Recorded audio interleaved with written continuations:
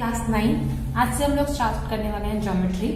अब एलजेब्रा में ratio proportion का जो प्रॉब्लम सेट बोला था मैंने और कुछ बच्चों को उसमें डाउट है, तो वो मैं मोस्टली आपको ऑनलाइन लेक्चर में बताऊंगी या थोड़े दिन बाद जब एक रेशो प्रोपोर्शन का रिविजन हो जाए उसके बाद हम लोग टेस्ट लेकर फिर मैं वो डाउट सॉल्व करूंगी। तो जनरली एलजेब्रा ऑफिशियली खत्म हो गया, एक प्रॉब्लम सेट और बाकी है लीनियर इक्वेशन का। तो लीनियर इक्वेशंस में उतने ही सम थे, एलजेब्रा के हमने सारे चैप्टर्स खत्म किए, 5 चैप्टर्स ही है, 6 और 7 स्किप हो गया। अब स्टार्ट करते हैं ज्योमेट्री। एंड ज्योमेट्री में जो सबसे पहला चैप्टर हम लोग स्टार्ट करने वाले हैं, हमको 4 चैप्टर करना है ज्योमेट्री में, trigonometry, coordinate geometry, circle and quadrilateral. हम सबसे पहले ना इजी चैप्टर से स्टार्ट कर रहे हैं। ट्रिग्नोमेट्री सिर्फ 2 प्रैक्टिस सेट है और कुछ भी नहीं है, सबसे इजीएस्ट चैप्टर है एंड इजीएस्ट होने के साथ साथ इंपॉर्टेंट चैप्टर है क्योंकि 10th में भी ट्रिग्नोमेट्री करके एक चैप्टर है जिसका बेसिक्स यहाँ पर आता है। तो अगर किसी स्कूल में कोई एग्जाम्स है या कोई चैप्टर मतलब इंपॉर्टेंट है एग्जाम के लिए तो मुझे मैसेज कर देना, अदरवाइज मैं पहले ट्रिग्नोमेट्री कंप्लीट करूंगी, फिर कोऑर्डिनेट ज्योमेट्री, फिर करेंगे हम सर्कल जिसमें एक प्रैक्टिस सेट कंस्ट्रक्शन का है और सबसे टफेस्ट चैप्टर जो अभी बाकी है वो है क्वाड्रिलेटरल। तो सबसे लास्ट में हम क्वाड्रिलेटरल करेंगे। तो ये 4 चैप्टर के बाद हमारा ज्योमेट्री का पोर्शन भी कंप्लीट हो जाएगा, फिर रिविजन्स। अब ट्रिग्नोमेट्री में आपको 3 फॉर्मूला और एक टेबल, बस इतना याद रखना है, आपका पूरा काम हो जाएगा। तो सबसे पहले हम ये वो फॉर्मूला देख लेते हैं। फॉर्मूला अप्लाई होता है आपके एक ट्रायंगल पर जो कि 90 डिग्री होना जरूरी है। तो सबसे पहले एक ट्रायंगल होता है जो 90 डिग्री होता है। सपोज ये ट्रायंगल ABC है जो 90 डिग्री है, बी एंगल 90 डिग्री है। अब यहां पर ट्रिग्नोमेट्री में 3 फॉर्मूला होते हैं, sine, cos and tan. Sine को कुछ लोग सिन भी प्रोनाउंस करते हैं बट जनरली साइन प्रोनाउंसिएशन ज्यादा ठीक होता है। और इसके आगे के 3 फॉर्मूला आपको 10th में सिखाए जाते हैं, मतलब टोटल 6 फॉर्मूला बेसिक होते हैं ट्रिग्नोमेट्री में। अब सपोज अगर मैंने ये वाला एंगल लिया, सी वाला एंगल, तो इसकी ऑपोजिट साइड हो जाएगी AB और एडजेसेंट साइड हो जाएगी BC। ऑपोजिट मतलब इस एंगल के सामने वाली, तो इसको हम बोलेंगे ऑपोजिट साइड। और जो 90 के सामने है AC, वो तो हमेशा हाइपोटेनस ही रहेगी।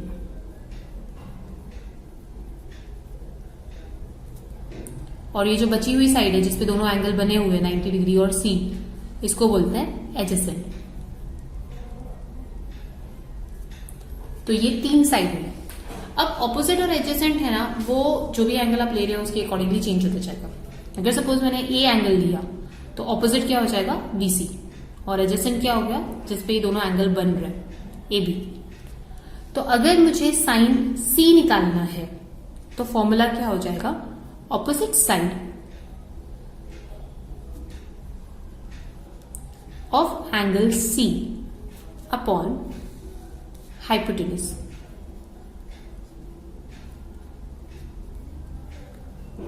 तो opposite side of angle C है हमारे पास AB और हाइपोटेनस है AC। तो जो भी आपको एंगल निकालना है उसके अकॉर्डिंगली ऑपोजिट साइड लेनी है, बट साइन का फॉर्मूला हमेशा यही रहेगा, ऑपोजिट साइड अपॉन हाइपोटेनस। तो ये फॉर्मूला अच्छे से याद करना है आप लोगों को। साइन का फॉर्मूला है opposite side upon hypotenuse. Cos का है adjacent side of angle C। अगर आप कॉस C निकालना चाहते हो तो, अगर कॉस A निकालना चाहते हो तो adjacent side of angle A upon hypotenuse. तो एडजेसेंट साइड है C की BC, हाइपोटेनस तो वही रहने वाला है AC। हाइपोटेनस हमेशा 90 डिग्री के सामने वाली साइड होती है, मतलब B के सामने कौन है, AC। एडजेसेंट ऑपोजिट चेंज हो जाएंगे। अगर मैं C ले रही हूं तो ऑपोजिट AB है और अगर A ले रही हूं तो ऑपोजिट BC है और बचा हुआ जो रहेगा वो एडजेसेंट साइड। तो tan का फॉर्मूला होता है opposite side of angle C upon adjacent side.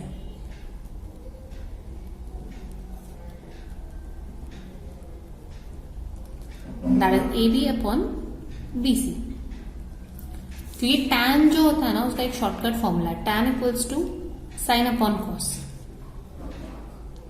Sign का formula opposite upon hypotenuse, cos का फॉर्मूला एडजेसेंट अपॉन हाइपोटेनस। तो हाइपोटेनस हाइपोटेनस कट हो जाता है, ऑपोजिट और एडजेसेंट बचते हैं। तो tan का फॉर्मूला हो जाएगा opposite side of angle C upon adjacent side of angle C। तो ये 3 फॉर्मूला अच्छे से बाय हार्ट करने हैं, आपके दोनों प्रैक्टिस सेट के लिए काम आएंगे। टेबल हम सेकंड प्रैक्टिस सेट के टाइम पे देखेंगे, क्योंकि टेबल की हमको फर्स्ट प्रैक्टिस सेट पे तो कोई जरूरत नहीं है। फर्स्ट प्रैक्टिस सेट में हमको सिर्फ ये 3 फॉर्मूला की जरूरत है। तो मैं एक बार फॉर्मूला वापस बोल रही हूँ। साइन का है ऑपोजिट अपॉन हाइपोटेनस, कॉस का है एडजेसेंट अपॉन हाइपोटेनस, टैन का है ऑपोजिट अपॉन एडजेसेंट। तो अब हम स्टार्ट करते हैं प्रैक्टिस सेट 8.1, जहां पर आपको एक्चुअली समझ में आएगा कि ये फॉर्मूला कहाँ यूज होने वाला है। फर्स्ट क्वेश्चन में ही आपको एक ट्रायंगल दिया होगा। तो जब भी कोई ट्रायंगल दिया रहता है, सबसे पहले तो उसका हाइपोटेनस कौन सा है वो फाइंड करो, क्योंकि एडजेसेंट ऑपोजिट तो आपको कौन सा एंगल पूछा है उसके अकॉर्डिंगली चेंज हो जाएगा। तो ये ट्रायंगल हमको दिया हुआ है PRQ और 90 डिग्री दिया है R पर। तो हमारा हाइपोटेनस क्या हो जाएगा, ये वाली साइड हो जाएगी hypotenuse.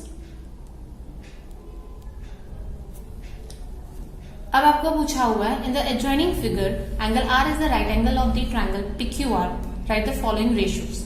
Sign P, first ratio पूछा हुआ है साइन P, मतलब opposite side of an angle P upon hypotenuse. तो फॉर्मूला हो जाएगा opposite side of angle P upon hypotenuse. तो ऑपोजिट साइड है एंगल P का ऑपोजिट साइड RQ या QR। और याद रखने के लिए एक अच्छा है यहाँ पर कि जो भी एंगल आप ले रहे हो वो अल्फाबेट छोड़ दो ट्रायंगल से, उसके अलावा जो अल्फाबेट्स बचते हैं। ट्रायंगल PRQ में P को छोड़ दो तो क्या बचता है RQ, तो ये हो गया RQ upon hypotenuse PQ। Second पूछा हुआ है cos Q।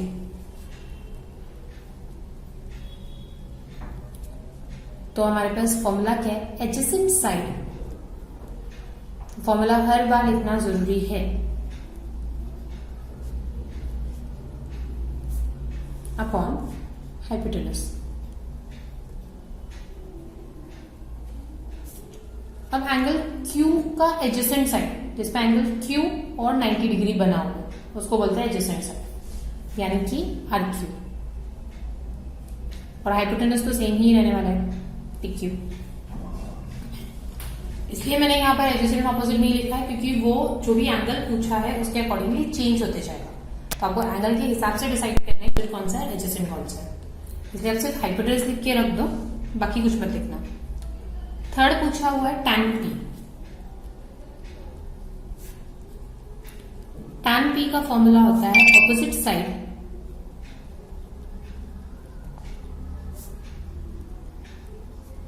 Of angle P upon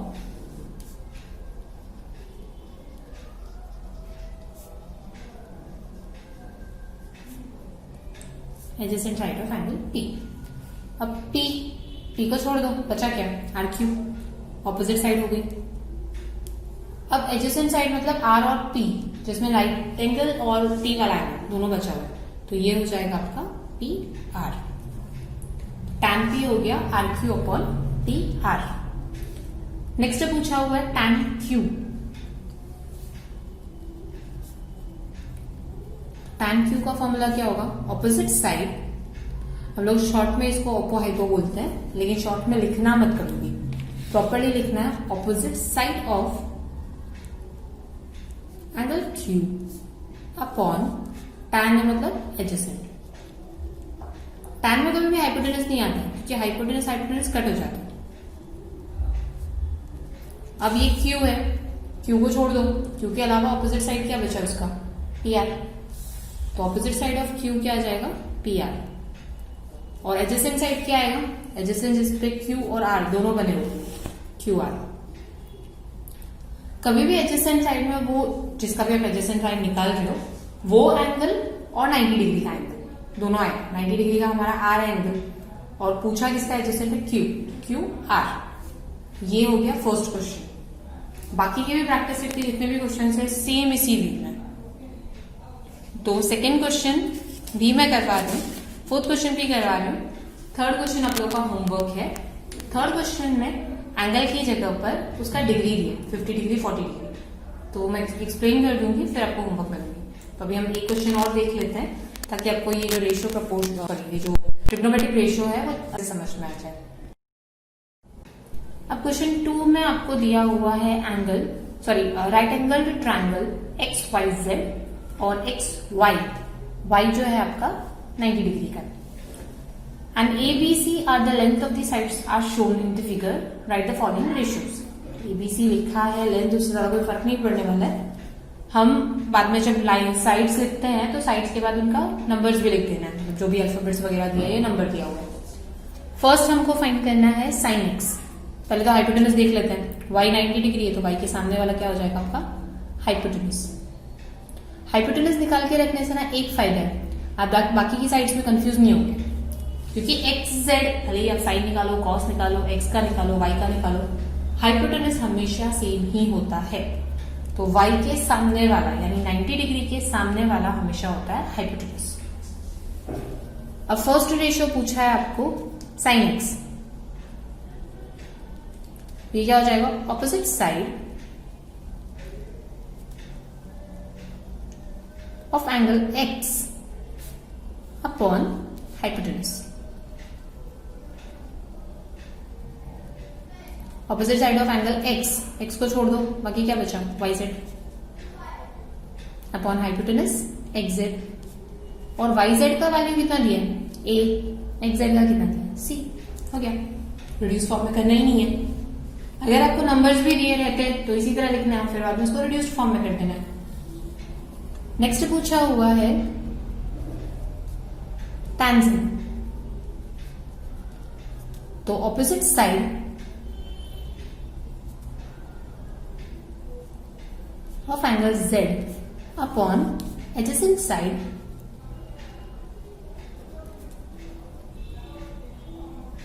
of angle Z।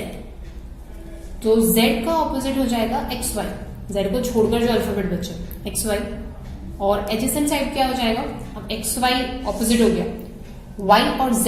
अभी बताया था ना कि 90 डिग्री वाला एंगल तो लेना ही है, और दूसरा जिसका एडजेसेंट पूछा है, एक्स वाई हमको दिया हुआ है b और वाई जेड दिया हुआ है a। तो ये रेशियो क्या आ गया, b upon a। Third one पूछा है आपको cos x।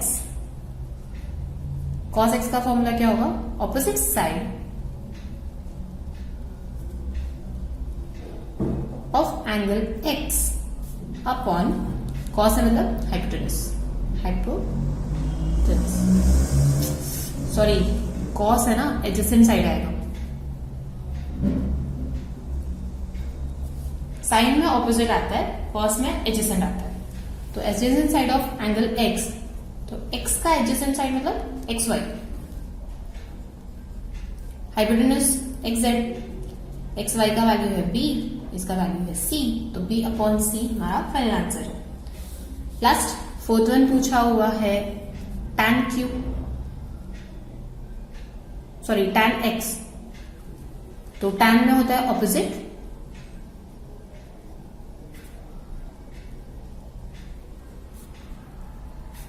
Upon adjacent.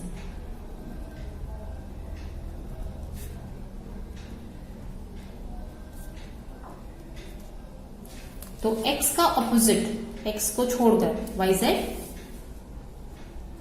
Upon adjacent. Adjacent अभी आप बिना फिगर को देखे बता सकते हो। हमारा एक 90 डिग्री का एंगल है और एक जिसका एडजेसेंट है, मतलब एक्स वाई। वाई जेड की वैल्यू दी हुई है a और एक्स वाई की वैल्यू दी है b। तो a upon b tan x का रेशियो। ये हो गया क्वेश्चन नंबर 2। कोई वैल्यू नहीं निकालनी है, कुछ नहीं निकालना है, फॉर्मूला पुट करना है, ऑपोजिट एडजेसेंट हाइपोटेनस पहचानना है, वैल्यू डाल देनी है, खत्म सब। अब क्वेश्चन नंबर 3 मैं आपको एक्सप्लेन कर रही हूँ होमवर्क के लिए। क्वेश्चन नंबर 3 में आपको फिगर दिया हुआ है LMN, ये तो 90 डिग्री है, ये दिया है 40 डिग्री और ये दिया है 50 डिग्री। ये 90 मतलब ये सामने वाला क्या हो गया, हाइपोटेनस।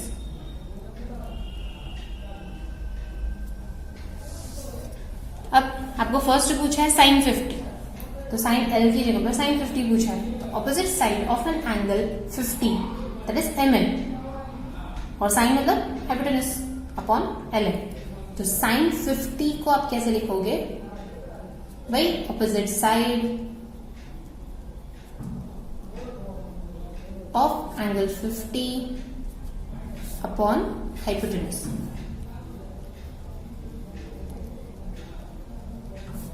तो opposite side of angle 50 mn upon hypotenuse ln। इसी तरह से बाकी भी निकालना है। फिर पूछा है cos 50 then tan 40 and cos 40। तो अल्फाबेट की जगह पर अभी डायरेक्टली डिग्री दी हुई है, तो डिग्री के सामने कौन सा अल्फाबेट है उसके अकॉर्डिंग आप ऑपोजिट और एडजेसेंट पहचान सकते हो। तो ये क्वेश्चन नंबर 3 आप लोगों को होमवर्क में करना है। अब मैं क्वेश्चन नंबर 4 करवा रही हूँ। क्वेश्चन नंबर 4 भी है तो वैसे ही, लेकिन 2 ट्रायंगल दिया हुआ है मिक्स करके, तो थोड़ा सा कंफ्यूजिंग हो सकता है। इसलिए आज के लेक्चर में हम लोग क्वेश्चन नंबर 4 कंप्लीट करते हैं और आपको ये टेबल जो मैंने अभी बोला था वो कैसे याद रखना है वो देखते हैं। फिर नेक्स्ट लेक्चर में यानी संडे को लेक्चर में हम लोग ये ट्रिक को खत्म कर देंगे। मोस्टली मेरे को हर चैप्टर के लिए 2 या 3 लेक्चर्स ही लगेंगे, तो एक वीक में आपका एक चैप्टर खत्म हो जाएगा। 4 वीक्स में आपका पूरा ज्योमेट्री 6 to 7 वीक्स, क्योंकि 1-2 प्रैक्टिस सेट ज्यादा है बाकी चैप्टर्स में, तो 6 to 7 वीक मतलब फिर मिड तक आपका पूरा खत्म हो जाएगा ज्योमेट्री। तो अच्छे से रिवाइज कर देना, उसके बाद मैं एक चैप्टर का 2-2 चैप्टर का वापस टेस्ट लेना शुरू कर दूंगी। तो क्वेश्चन नंबर 4 देखते हैं। क्वेश्चन नंबर 4 में ना 2 ट्राइंगल दिए। एक है ट्राइंगल PQR, जिसमें जो एंगल P है वो 90 डिग्री है, और दूसरा है PQS, जिसमें भी एंगल Q जो है वही 90 डिग्री है। तो हमको गिवन में दिया हुआ है कि एंगल PQR 90 डिग्री है एंड एंगल PQS ये भी 90 डिग्री है। मतलब हम ये बोल सकते हैं कि ये भी हाइपोटेनस है और दूसरा वाला भी हाइपोटेनस है,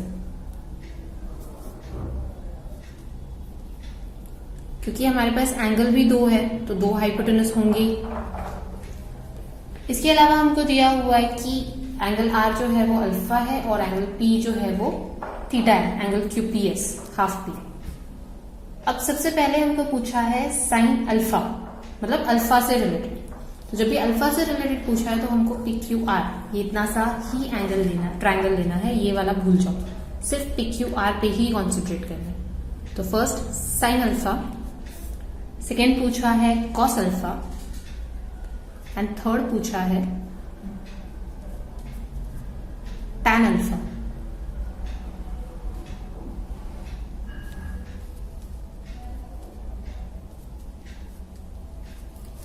अल्फा का साइन आप ऐसे भी लिखोगे वो भी राइट है, या ए बनाकर थोड़ा सा ऐसे कर दो वो भी राइट है। तो जनरली बुक में आपके इसी तरह से साइन दिया हुआ है कि ए बनाओ और थोड़ा सा राउंड को इस तरह से कर दो, या फिर ऐसे लिखते हो तो भी राइट ही है अल्फा का साइन। ये रॉन्ग का साइन नहीं है, ये अल्फा का ही साइन है, बस थोड़ा सा राउंड करना है इसको। साइन अल्फा फॉर्मूला क्या होगा, opposite side of angle alpha upon hypotenuse.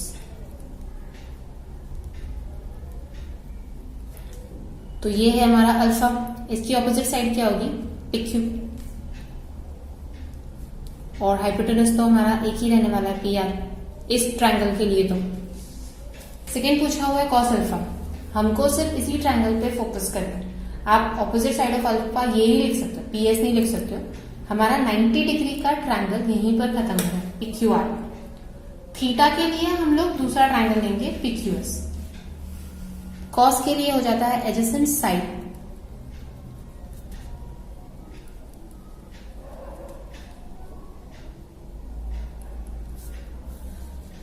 Upon hypotenuse. Adjacent side of alpha मतलब अल्फा वाला अल्फाबेट तो आने ही वाला है R, और ये कौन सा होगा 90 डिग्री का RQ। हाइपोटेनस तो वापस PR ही रहने वाला है। Tan alpha opposite side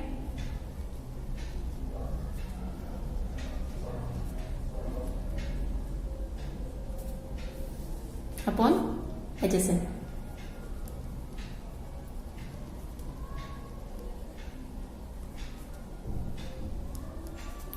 opposite side अब भी हमने निकाली है पी क्यू, एडजेसेंट भी निकाला है R Q, hypotenuse hypotenuse cut हो जाता है, तो tan alpha equals to sine alpha upon cos alpha. तो जो साइन अल्फा का और कॉस अल्फा का एंगल सेम है ना, तो ऑपोजिट साइड तो सेम ही रहने वाली है। ये हो गया फर्स्ट पार्ट। सेकेंड में थीटा के बारे में पूछा है, sine theta, cos theta and tan theta. तो फॉर्मूला हो जाएगा आपका opposite side of angle theta. तो थीटा के सामने वाली साइड क्या है, क्यूएस। अभी ये ट्रायंगल भूल जाओ, सिर्फ इस ट्रायंगल पे कॉन्सेंट्रेट करना है। इसमें 90 डिग्री है क्यू, हाइपोटेनस है पीएस। तो opposite side of angle theta upon hypotenuse. तो थीटा के ऑपोजिट में है क्यूएस और हाइपोटेनस तो हमने पहले ही निकाला है पीएस। फिर एडजेसेंट साइड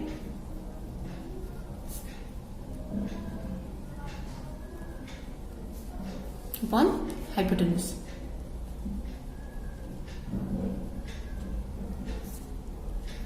तो एंगल थीटा का एडजेसेंट साइड मतलब पी तो आएगा ही और 90 डिग्री वाला एंगल पी क्यू, एडजेसेंट तो है पीएस।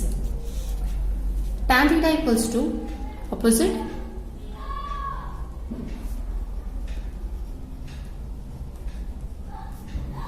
upon adjacent।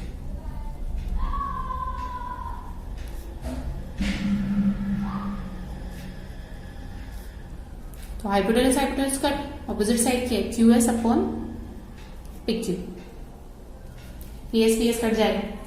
तो ये हो गया आपका फोर्थ सम। सेम फॉर्मूला, लेकिन सिर्फ दो ट्रायंगल दिए थे, तो हमने रिस्पेक्टिव एंगल्स लिया, उसका रिस्पेक्टिव ट्रायंगल लेना है और हमको फाइंड करना है। तो यहां तक आपका प्रैक्टिस सेट 8.1 कंप्लीट हो गया। अब 8.2 के लिए ना 2-3 छोटी मोटी चीजें और जाननी जरूरी है, तो वो देख लेते हैं ताकि हम नेक्स्ट लेक्चर में, संडे के लेक्चर में 8.2 स्टार्ट कर सकें। ओके, कुछ फॉर्मूलाज वैसे तो शायद पोर्शन से निकाल लिए हैं, लेकिन फिलिप्स वगैरह के लिए पूछ सकते हैं आपको, तो कुछ फॉर्मूलाज लिख लेते हैं 8.2 स्टार्ट करने से पहले। फर्स्ट तो मैंने अभी आपको बताया था tan थीटा या tan किसी भी एंगल का क्या होता है, sine theta upon cos theta, उसी एंगल का साइन अपॉन कॉस। फिर सेकेंड है cos 90 माइनस थीटा, मतलब अगर आपके पास cos की वैल्यू है तो साइन की वैल्यू निकाल सकते हैं। सपोज मेरे पास थीटा यानी कि cos है 60 डिग्री, तो मैं इसको क्या लिखूंगी, cos 90 minus 60 degree, sorry 90 minus 30 degree. cos 60 को हम लिख सकते हैं 90 माइनस 30 डिग्री, यानी कि 30 डिग्री हो गया आपका थीटा।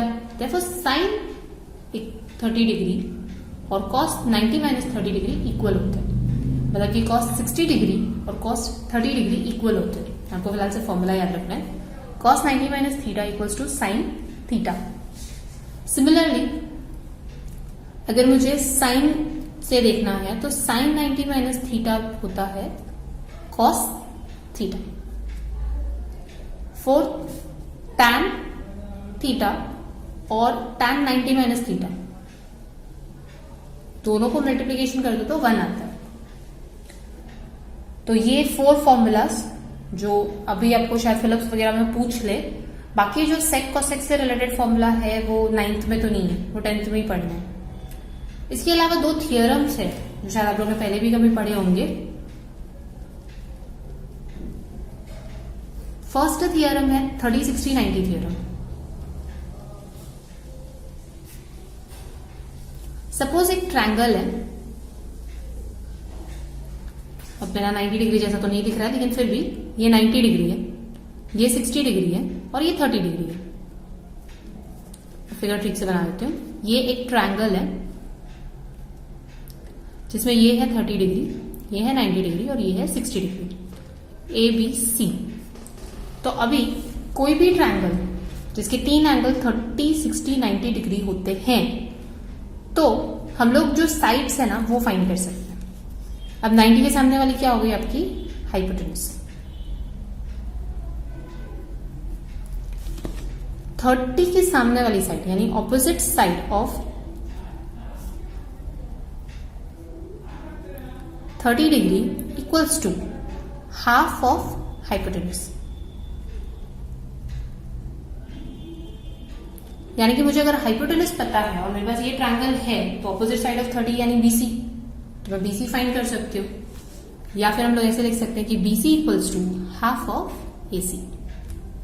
अगर एसी मिल जाता है तो बीसी फाइंड किया जा सकता है। सेकेंड है 60 डिग्री का ऑपोजिट, तो opposite side of 60 degree equals to √3/2 of hypotenuse. 60 का ऑपोजिट है AB, तो AB को हम कैसे लिख सकते हैं? √3/2 ऑफ AC। यानी कि हमारे पास अगर हाइपोटेनस है और वो ट्रायंगल 30, 60, 90 वाला है तो हम बाकी की दो साइड फाइंड कर सकते हैं। बाकी की दो साइड यानी AB 60 की ऑपोजिट, BC 30 की ऑपोजिट, तो side opposite to 30 degree equals to 1/2 of the hypotenuse and side opposite to 60 degree equals to √3/2 of hypotenuse. ये हो गया पहला थियरम 30, 60, 90 थियरम। अब सेकेंड थियरम है हमारे पास 45, 45, 90 थियरम। तो थियरम नंबर 2 के लिए वापस वही एक ट्रायंगल 90 डिग्री, लेकिन इस बार ये जो साइड्स है ना वो 45 डिग्री और 45 डिग्री है, मतलब दोनों साइड्स इक्वल है। तो सपोज ABC एक ट्रायंगल है जिसका एक एंगल 90 डिग्री है और बाकी के दोनों एंगल 45, 45 डिग्री है। तो हम सबसे पहले तो ये लिख सकते हैं कि angle A is equals to angle C, और अगर एंगल सेम है तो उनके ऑपोजिट साइड्स भी सेम होते हैं। तो A का ऑपोजिट साइड है BC और C का ऑपोजिट साइड है AB, दोनों सेम है। तो opposite side of angle 45 degree equals to हम लोग लिख सकते हैं 1/√2 of hypotenuse, that is 1/√2 of hypotenuse, या फिर BC और AB हो जाएगा आपका 1/√2 ऑफ AC, क्योंकि 90 के सामने वाला AC हमारा हाइपोटेन्यूज। तो अगर आपका ट्रायंगल 45, 45, 90 डिग्री का है तो भी आप हाइपोटेन्यूज पता कर लो, बाकी की दोनों साइड्स निकाल सकते हो। अगर 30, 60, 90 डिग्री का है तो भी अगर हाइपोटेन्यूज पता चल जाए तो बाकी की दोनों साइड्स निकल सकती है। तो ये दोनों थियरम प्लीज अच्छे से लिख लेना, 30, 60, 90 थियरम एंड 45, 45, 90 थियरम। अब इसके बाद आते हैं टेबल। टेबल बहुत इजी है याद रखना। आपको ट्रिग्नोमेट्रिक रेशियोज का एक टेबल दिया रहेगा वैल्यूज का। तो सबसे पहले तो आपको वैल्यू लिखनी है 0 degree, then 30 degree, then 45 degree, 60 degree और 90 डिग्री। फिर हमारे पास 3 रेशियो है, साइन, कॉस, टैन। आपको सिर्फ साइन का अच्छे से याद रखना है। मैं पहले भी बता चुकी हूँ कि 10th में भी चैप्टर है, 10th में आपको इससे थोड़ा सा बड़ा टेबल याद करना पड़ता है। तो बेसिक्स वहीं के वहीं रहने वाले हैं, सिर्फ साइन याद रखना। साइन 0 डिग्री होता है 0, 1/√2, 1/2, 1/√2, √2, √3/2 एंड 1। अब ये जो वैल्यूज है ना ये डिराइव की हुई है, मतलब फाइंड की हुई है। आपकी टेक्स्ट बुक में दिए हुए हैं बहुत सारे थ्योरम्स वगैरह जिनसे वैल्यूज को फाइंड किया, लेकिन हमको फाइंड वाइंड करने को कहीं नहीं पूछा है। हमको सिर्फ बोला है कि इसको याद रखो, क्योंकि अभी हमको नेक्स्ट जो हम प्रैक्टिस सेट करेंगे उसमें ये वैल्यूज लगने वाली है।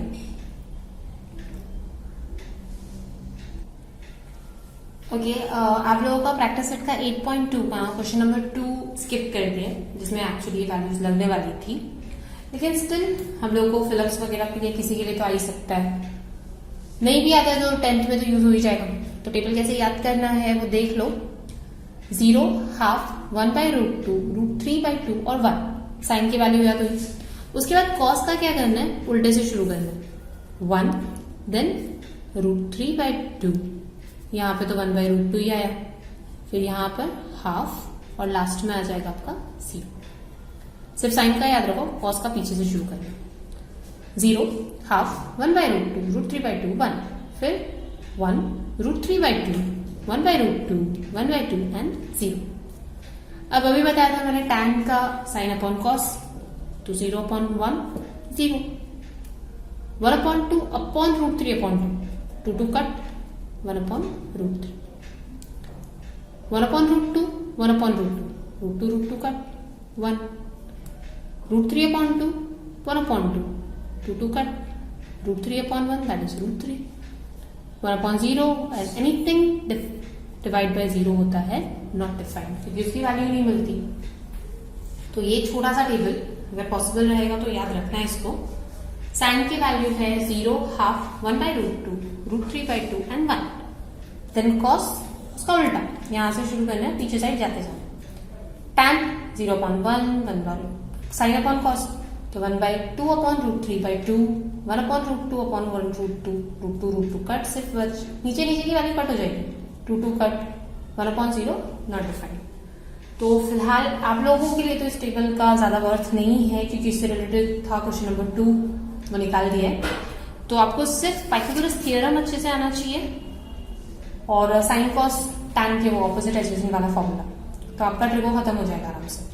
तो नेक्स्ट लेक्चर में हम लोग 8.2 करते हैं, जिसमें आपको एक बड़ा सा टेबल दिया है क्वेश्चन नंबर 1 में फिल करने के लिए, जिसमें आपको साइन की वैल्यू दी हुई है या कहीं पे कॉस की वैल्यू दी है और बाकी वैल्यूज फाइंड करनी है. तो नेक्स्ट लेक्चर संडे को है, तो ये फॉर्मूला प्लीज अच्छे से याद कर लेना, तीनों फॉर्मूला, क्योंकि अभी नेक्स्ट प्रैक्टिस सेट में भी लगने वाला है.